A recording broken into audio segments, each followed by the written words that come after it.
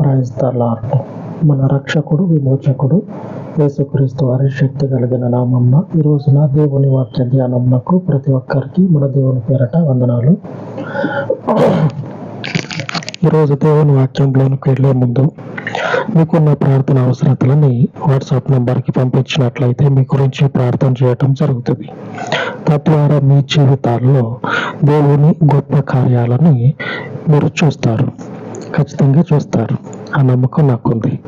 ఎందుకంటే ఆయన చేసినటువంటి ప్రార్థన అలాగ పెట్టి బతకండి మీరు అని చెప్పే దేవుడైతే కాదు. నా జీవితంలో చేసిన ప్రతి ప్రార్థనకి తప్పకుండా ఆయన సమాధానం ఇస్తా ఉన్నాడు. మీ జీవితాల్లో కూడా మీ అవసరాలను ఆయన ఖచ్చితంగా తీరుస్తాడు.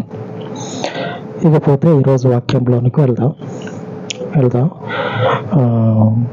వాక్యము జాగ్రత్తగా వినండి, అర్థమవుతుంది.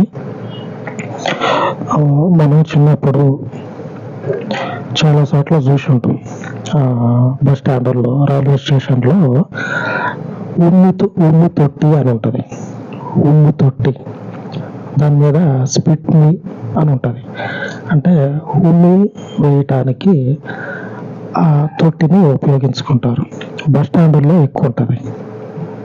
దాంట్లో పూలకుండి సైజు మీద కొంచెం పెద్దగా ఉంటుంది, ఇసుక పోసి ఉంటుంది, కొంచెం పెద్ద సైజులో ఉంటుంది.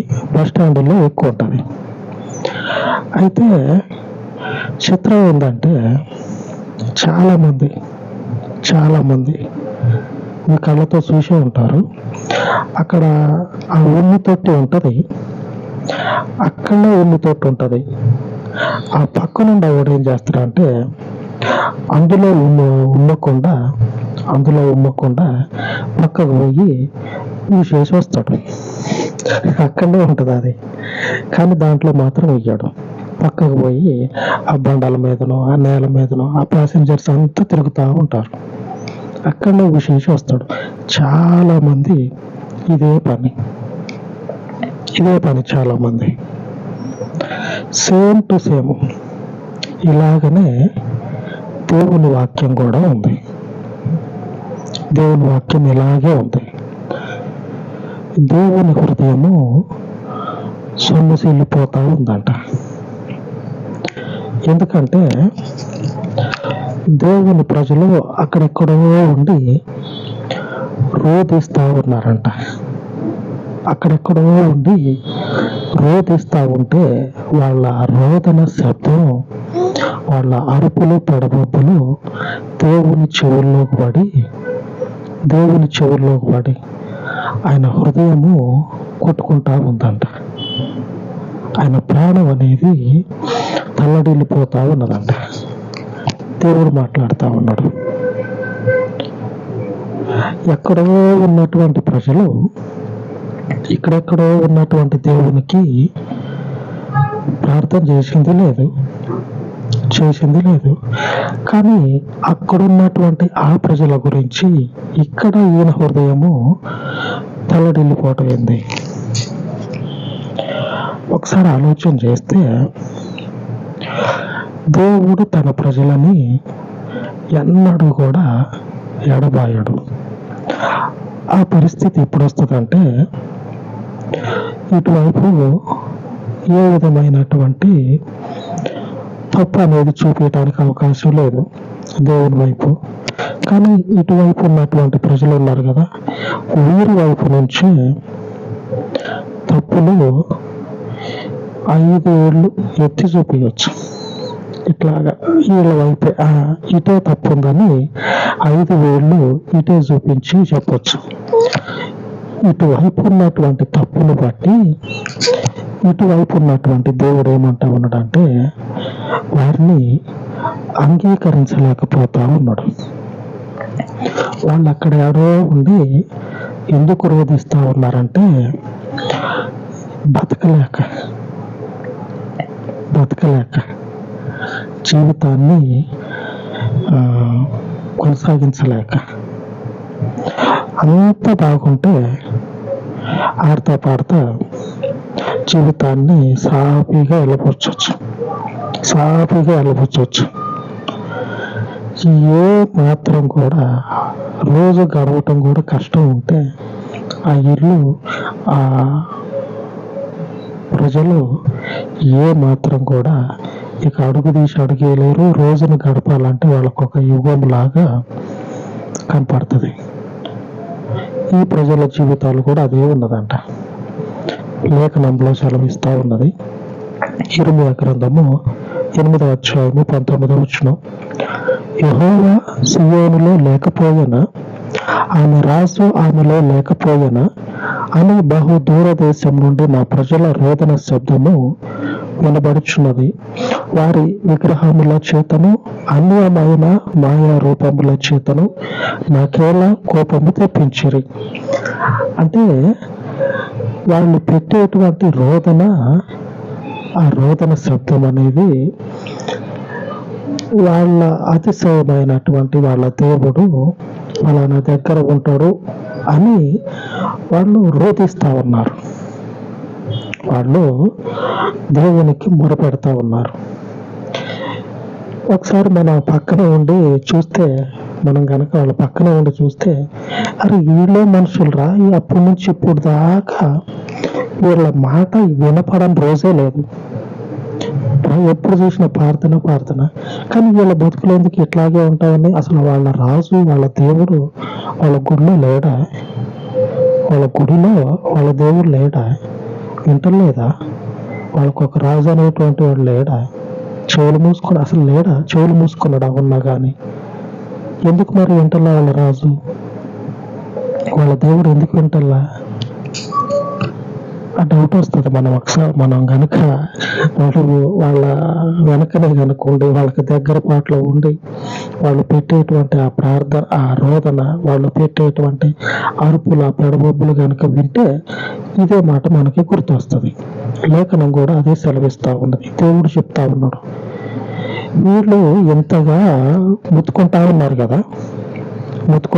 కదా, యెహోవా సియోనులో లేకపోయినా, ఆమె రాజు ఆమెలో లేకపోయినా అని బహు దూరదేశం నుండి నా ప్రజల రోదన శబ్దము వినపడుచున్నది. అక్కడెక్కడో ఉన్నటువంటి దేవుని ప్రజలు మొరపెడతా ఉంటే వాళ్ళ దేవుడు వాళ్ళ గుడిలో లేడా? ఉంటే మరి అక్కడెక్కడో ఉన్నటువంటి ఆ రోదన ఈయనకి వినపడట్లేదా ఆయనకి? మరి వినపడితే అట్లాగనే నిమ్మక నీరెత్తినట్టు కూర్చున్నాడు ఏంది ఈయన? ఆ రోదన శబ్దం వింటే తల్లడిల్లిపోయేంతగా ఉన్నది దేవునికి. మనుషులకు కాదు, దేవుని యొక్క హృదయము తల్లడిల్లిపోతా ఉన్నదంట. వాళ్ళు ఎంతగా ఆపసోపాలు పడతా ఉన్నారు, వాళ్ళ బతుకులు ఎంతగా తలకిందులు అవుతా ఉన్నాయో. దేవుని హృదయమే సొమ్మసిల్లుతా ఉన్నది వాళ్ళ శ్రమను చూసి. మరి ఇంత శ్రమ వాళ్ళకి ఎదురైతే ప్రార్థన చేస్తే దేవుడు ఎందుకు వింటలేదంటే, మొదట మనం చెప్పుకున్నాం కదా, ఇక్కడ ఉమ్మి తొట్టు ఉన్నది, స్ప్లిట్ మీ అని ఉంటుంది. ఆ ఉమ్మి తొట్టిలో ఉయ్యాల్సినటువంటి ఉమ్మిని పక్కనే ఉంటుంది. అదంతా కోసుడు దూరం కూడా ఉండదు, పక్కనే ఉంటుంది. ఆ భుజానికి సంచి తగిలించుకొని అక్కడనే తిరుగులాడుతూ ఉంటాడు. ఏ ఊరు బస్సు వచ్చిందా అని చెప్పినాను. బస్సు వచ్చిన అందరూ అక్కడికి పరిగెత్తడం, బస్సును చూడటం, రావటం మంద కాదని. మళ్ళీ ఇంకేమన్నా బస్సు వచ్చిందనుకో దాని దగ్గర పరిగెత్తడం, ఇది మంద కాదని చెప్పినాను చూడటం. మళ్ళీ వచ్చి ఆ ఉల్లి తోటి దగ్గరనే నిల్చుంటాడు. ఇట్లా అంతటా తిరగటానికి కాళ్ళు పని ముందుకైతే కానీ ఆ నిల్చున్న పక్కనే ఉన్నటువంటి ఆ ఉమ్మి తోటి ఉంటుంది కదా, దాంట్లో ఉండటానికి మాత్రం ప్రాణం రాదు. ఆ ఉమ్మిని ఊయటానికి కూడా కొంచెం దూరం పోయి అక్కడనే ఊసేసి వస్తాడు. దేవుని ప్రజలు అక్కడెక్కడో ఉండి దేవునికి మొరపెడతా ఉంటే దేవుడు ఆలకించకపోవటానికి కారణం ఏంటంటే, దేవుని యందు జీవమును నిలుపుకునేటువంటి ఆ లేఖనాలు ఉన్నాయి కదా, ఆ లేఖనాలు పక్కనే పెట్టుకొని ఏం చేస్తా ఉన్నారంటే కాని వాటి దగ్గరికి పోయి వారి యొక్క జీవాన్ని పోగొట్టుకుంటా ఉన్నారు. లేఖనంలో మనకు అదే సెలవిస్తా ఉన్నది. వారి విగ్రహముల చేతను అన్యమైన మాయా రూపముల చేతను నాకు ఎలా కోపము తెప్పించిరి. వారి విగ్రహముల చేత, అన్యమైన మాయా రూపముల చేత అంటే వారు నిలుపుకున్నటువంటి ఏదైనా కావచ్చు, దేవునిని తప్పించినటువంటిది, అది ఏదైనా సరే అన్యమైనటువంటి మాయా రూపం. తెలియదు ఏంటిది అది. ఆ రూపాన్ని ముందు పెట్టుకొని దేవునికి కోపం పుట్టిస్తే దేవుడు వాళ్ళ యొక్క బతుకును కొట్టివేసిండంట. కొట్టివేస్తే అక్కడికి పోయారు. అక్కడెక్కడికో పోయి దేవునికి రోదన శబ్దం అనేది వినిపించేంతగా వాళ్ళ యొక్క బతుకులు ఛిద్రమైపోయినాయి. దేవుని జీవవాక్యం అనేది వారి పక్కనే ఉంది. ఈరోజు మనకి ఇదే మాటని గుర్తు చేస్తా ఉన్నాడు. మీకు జీవము కలగాలంటే ఈరోజు వాగ్దానము దేవునిది. సామెతల గ్రంథము 19వ అధ్యాయము 23వ వచనం, యెహోవా యందు భయభక్తులు కలిగి ఉండుట జీవ సాధనము, అది కలిగిన వాడు తృప్తుడై అపాయము లేకుండా బ్రతుకును. ఈ వచనములు మన ఈరోజు దేవుని వాగ్దానము. యెహోవా యందు భయభక్తులు కలిగి ఉండుట జీవ సాధనము. జీవమును సంపాదించుకునేటువంటి ఆయుధం ఏమిటో తెలుసా? ఆయన యొక్క పవిత్రమైనటువంటి మార్గము మన పక్కనే ఉంటుంది. ఎటూ పోదు, పక్కనే ఉంటుంది. దాని పక్కనే ఉన్నటువంటి మనము మన జీవితాన్ని ఎలాగ సుఖంగా మార్చుకోవాలా అని అటు పరిగెత్తుతాం, ఇటు పరిగెత్తుతాం. కాని వైపు పరుగులు పెడతా ఉంటాం. మన ప్రాణము, మన జీవము దేని మీద ఉంటే శాశ్వతంగా స్థిరపడుతుందో అది మన పక్కనే ఉంది. దేవుని యొక్క జీవ మార్గము ఇది మనకి జీవాన్ని తెప్పిస్తుంది. మన దగ్గరలో ఉంచుకున్నటువంటి ఈ దేవుని మార్గాన్ని కాదనుకొని అంత దూరం పోయి మన జీవితాన్ని ఏం చేస్తా ఉన్నాం అంటే పాడు చేసుకుంటా ఉన్నాం. చూసేటోళ్ళకి అనిపిస్తూ ఉంటుంది, ఈడెక్కడ తిక్కలోడ్రా, ఆ పక్కనే ఉమ్ము తొట్టించుకొని 4 సార్లు గంగిరెద్దు తిరిగినట్టు ఆ బస్ కాడికి ఈ బస్ కాడికి తిరిగాడు. ఉమ్ము తొట్టు పక్కనే ఉంచుకొని అంత దూరం పోయి ఉమ్మేసి వచ్చాడు. దేవుడు గొప్పోడని తెలుసు. వీళ్ళ దేవుడు ఎర్ర సముద్రాన్ని పాయలుగా చేసిండు అని తెలుసు. వీళ్ళ ముందు యుద్ధాలలో ఆరితేరినటువంటి రాజులు మోకరిల్లారని తెలుసు. ఇంత గొప్ప దేవుడిని దగ్గర ఉంచుకొని అన్యమైనటువంటి మాయా రూపాన్ని పెట్టుకొని జీవ సాధనమైనటువంటి ఈ పవిత్రమైనటువంటి లేఖనాలని ఎలా చూడక కళ్ళు మూసుకొని అటు ఇటు తిరుగుతా ఉన్నారు. చూసేటోళ్ళు అనుకునేది ఇదే. దేవుని వాక్యము మనకి జీవాన్ని పోస్తుంది. ఈ జీవ సాధనం ఏం చేస్తుందంటే మనకి ఏ విధమైనటువంటి తొట్టుపాటు అక్కడెక్కడో ఉండి అరుపులు పెడబొబ్బలు పెడతా ఉంటే ఇక్కడ ఉన్నటువంటి దేవుడు ఈ మాట మాట్లాడేటువంటి పరిస్థితిని రానియ్యడు. ఈ జీవాన్ని మనం నిలుపుకున్నట్లయితే, నిలుపుకోకనే ఈ ఇర్మియాలో ఉన్నటువంటి దేవుని ప్రజలు వేరే దేశంలో మొరపెడతా ఉన్నారు దేవునికి.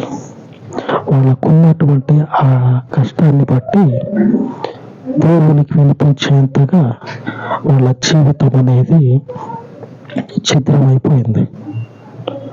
ఎందుకంత బాధ?